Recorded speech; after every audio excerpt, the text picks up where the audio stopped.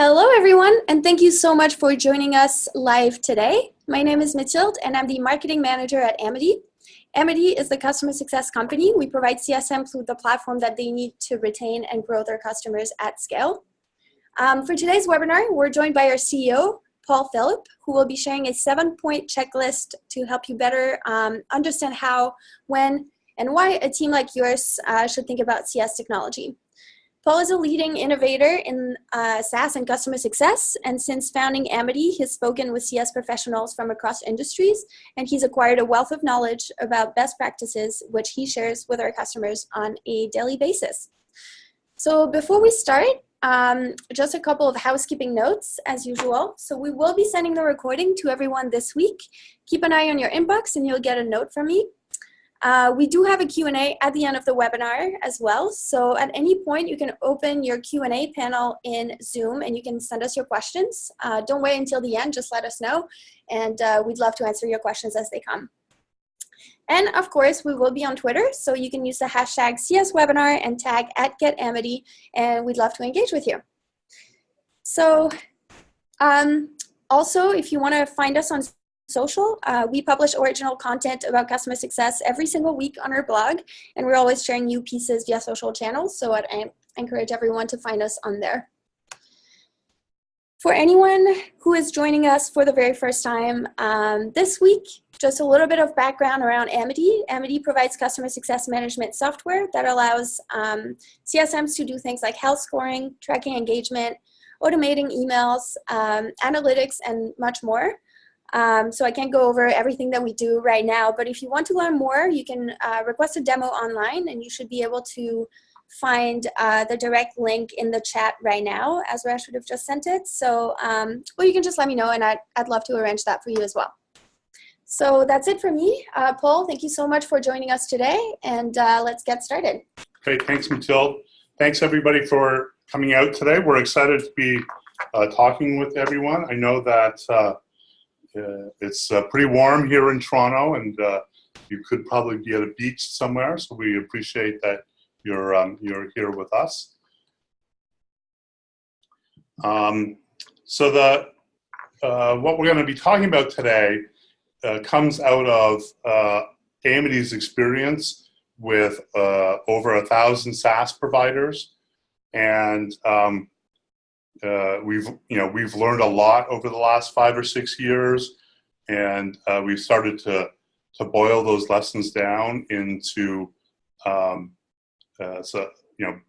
some really concrete lessons. If you've been in our last couple of webinars, you've seen some of that developing, and this is another in that series of lessons learned from our experience.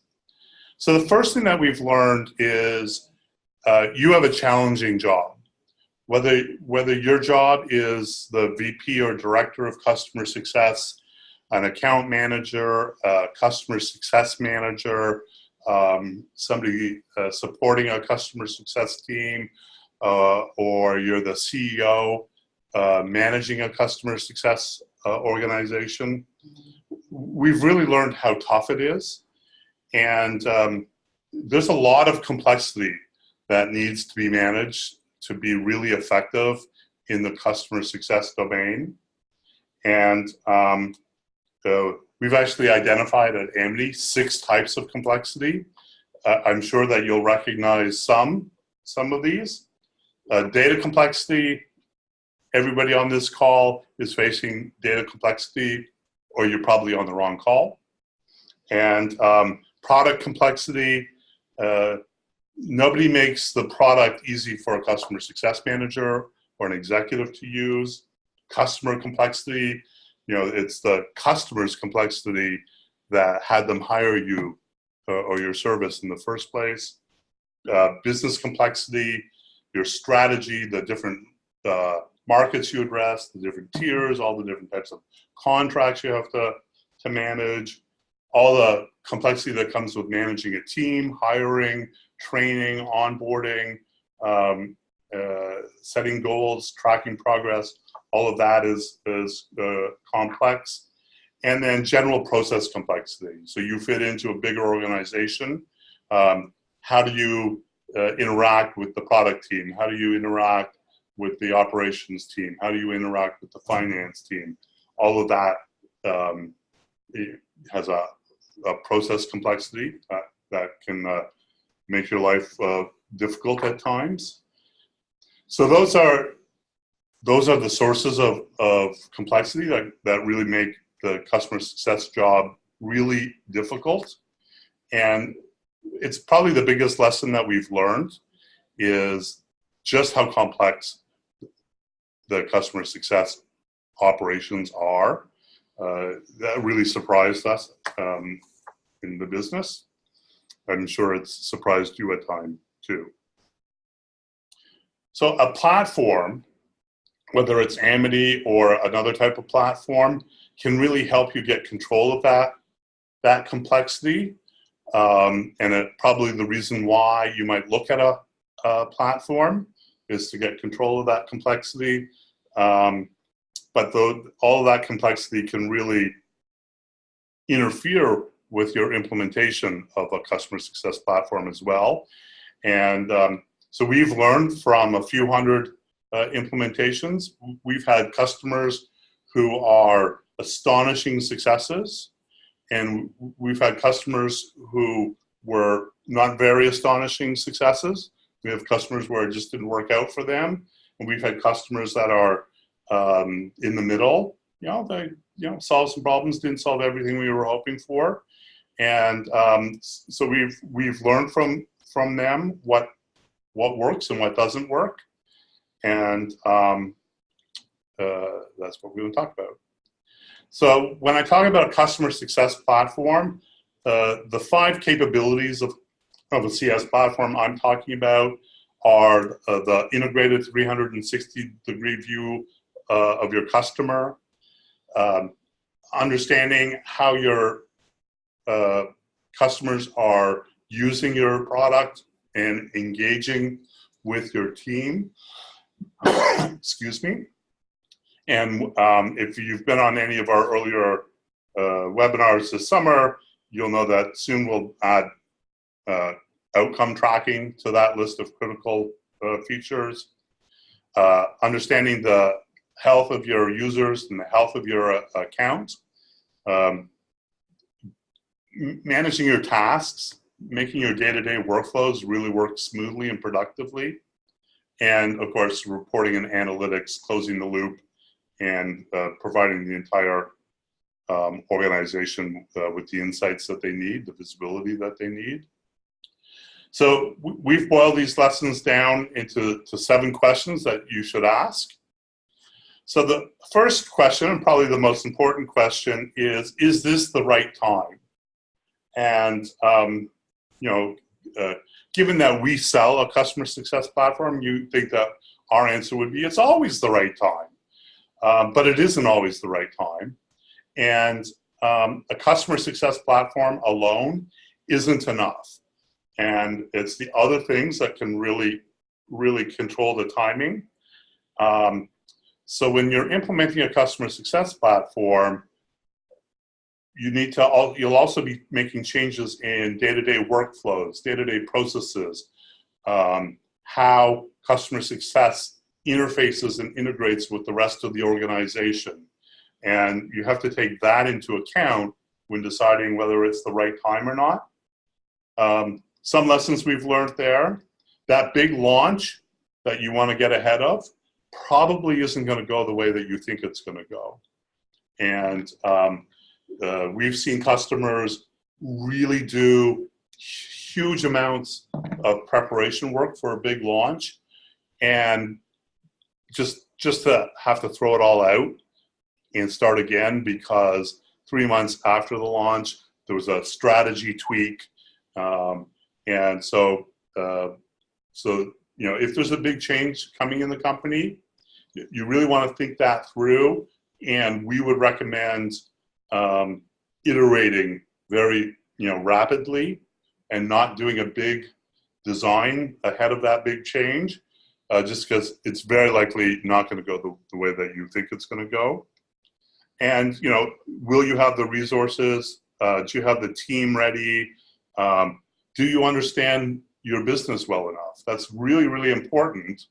And as much as getting off of Google Sheets or Excel is a goal of implementing a platform, it can be very valuable to do it on Google Sheets or Excel for a while so that you get a sense for what works and doesn't work. Of course, that's not going to scale. It's not going to solve all your problems, but it will start giving you some insight into your process and into your business. So the first question is this the right time? The second question is, are your goals clear and aligned? And if your goals aren't clear and not everybody in the organization shares those goals, it's going to make the implementation that much tougher, and it's going to make interfacing with the rest of the organization, have that much more friction, take that much more time.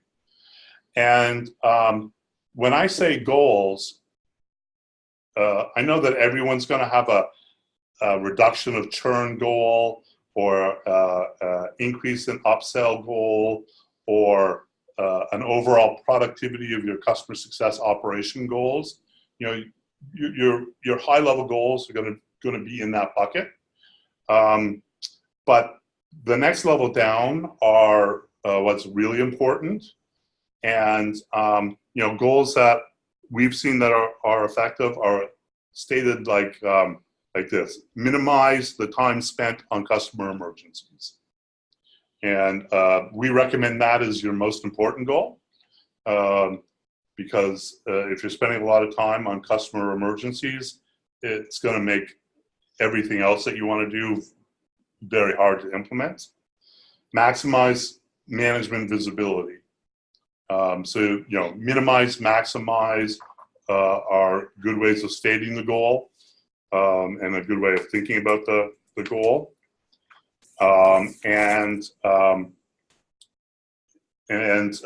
So these tend to be process goals as much as overall business goals, and not that the business goals aren't enough. It's just that the business goals themselves don't really provide you enough guidance in how to prioritize your implementation. Okay, do you have buy-in? I can tell you that one of the most frustrating experiences for our customer success team working with their customers is when there was somebody that needed to have bought into the implementation of the customer success platform that didn't have buy-in, and then becomes a problem as you start to roll out, because that can slow down your whole rollout, and in some cases it can undermine your entire rollout, and it can be tempting sometimes to avoid the more difficult buy-in conversations that you need to have. But if this is going to be successful for you, the CEO needs to be on board, and the CFO needs to be on board, and the head of product or the head of R&D or the head of product management need to be on board. You're going to be working really closely with the sales team, and so the head of sales needs to be on board and excited. And so you want to understand who all the senior stakeholders are, but there are definitely more stakeholders that need to buy in. The most important are your customer success managers or your account managers, the people that are going to be implementing the new workflows, the new processes. And if they don't use the new processes, if they don't use the platform, it's not going to solve the problem that you wanted to solve. And so you really want them to be involved in a detailed way during the design and implementation for the platform. If you have a big customer success team, you'll probably want to have a couple of representatives from different parts of the team. because you don't want this to turn into a committee meeting either. But you definitely want the customer success managers to buy in, so that you're solving problems that will entice them to use the platform and adopt the new processes. Okay. So Darth Vader here, that's the executive who didn't have buy-in, and we've seen a few Darth Vaders in our customers where an executive was surprised, and Darth Vader has magic powers to kill projects through just reaching out his hand. This is not the project I approve. So you definitely want to avoid any Darth Vaders playing with your project. Okay, so those are the high-level questions that you want to ask. Is it the right time? Do I have the right goals? Do I have everybody that I need to get buy-in from? Do I have their buy-in? And now we'll get a little more pragmatic, a little more logistical. So the next question to ask is, do you know where your customer data is? Here's a hint. No. There's more customer data than you think, and it's hidden in places that you may not think about. And it's one of the reasons why getting buy-in from everybody is so important, because finance has a little bit of customer data, sales has a little bit of customer data, product has a little bit of customer data, and you'll need access to that data, and they'll want their data to be represented in your workflows. And so the first thing to do is start creating an inventory of where all of your customer data is stored. And this is, this is a list that we use. So you'll definitely have your data probably in a CRM, probably in a billing system like a Recurly or a Chargeify, probably in your app, unless, of course, you have an on-premise element to your product, and it can be difficult to get data from your app. Definitely email, probably one of the most important for high-touch businesses. Support, chat, products like Intercom and Zendesk can be really important. NPS data from Wootrick or Promoter, Delighted, those kinds of companies. Marketing data from Marketo or HubSpot, that kind of data, and in a lot of cases, your company, someone in your team may have already put together a data warehouse, and they'll have some important data there. So these are the typical sources of data. You won't need all of these, and you may have one or two that aren't on this list, but this will give you the structure of the inventory that you need to put together. And pulling all of the data together is probably the highest risk, trickiest part of your implementation. Really putting together a good inventory can really de-risk the whole process. Okay, once you have a list of all your data sources, the most important part, the key part, is tying it all together. Your vendor, if you're working with Amity, will help you with this process. We've done this a few hundred times, but you're going to need to have identifiers or keys in each of these data sources so that it can be stitched together, so that we know that customer Acme in your CRM is the same as customer Acme in your application, and is the same as customer Acme in your billing system.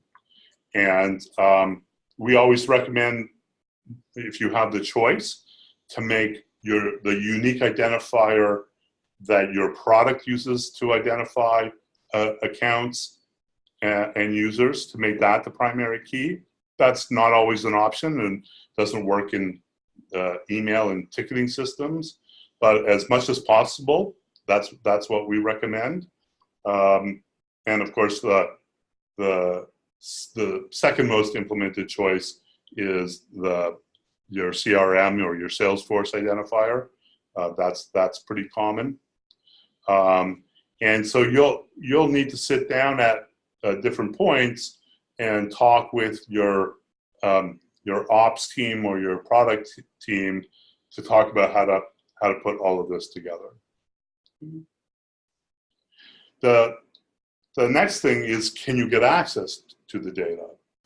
And for some of this, it's pretty trivial to get access to it. So to get your tickets from a Zendesk into something like Amity, it's a 15-minute job, and that always goes very, very smoothly. To get data from the back end of your product into a platform like Amity, that can be tricky. Sometimes the back end of your product isn't visible on the cloud. Maybe there's a security concern. Maybe there's a cleanup or a translation that needs to happen before it can be formatted in a way that can be consumed. You might have privacy or security concerns about getting access to that data. So definitely one of the people that you need buy-in from is your CTO or your chief security officer. And if something like HIPAA compliance is going to be important, you want to identify that at the beginning of your evaluation process, not at the end of your implementation. Okay. And combining the last two, this data quality issues, missing data, missing keys, repetitive data are the single largest source of implementation delays that we experience. From time to time, they can undermine the implementation, and there's always surprises. There's always surprises, and so really the data is the foundation. You really can't build your new processes without the data that you need really being reliable, clean, clear, crisp, and available. Okay, the next question to ask is, can you get a developer? And by developer, that could be somebody to push your usage data to the platform. That could be somebody in sales ops to help you set up the Salesforce workflow rules that you need to put in place to give the platform access to your data. You'll probably have to retrofit. We talked earlier about the need for a primary key to tie all the data together. So you may have to go into your CRM and add the primary key to your contact records. There can be lots of different types of that kind of work, and so it's definitely something that you want to understand how you're going to get the technical resources that you're going to need, and this can typically take 1 to 2 weeks per resource, of course, depending on the complexity of your implementation and your data. Okay, number 7 is, are your CSMs involved? I talked about this earlier, but I really want to emphasize this is, my saying is customer success manager workflow trumps management strategy every time. And we've seen this over and over and over again, where a vice president or a director working with their team puts together a comprehensive, really well thought out strategy for how to manage the customers, but they don't address the fact that the customer success managers, their hair's on fire every day, and if they're on fire, they're not going to implement your beautiful management strategy. They're going to try to put the fire in their hair out, and so really the first problem to solve is make the day-to-day life of your customer success managers easier and smoother and more effective.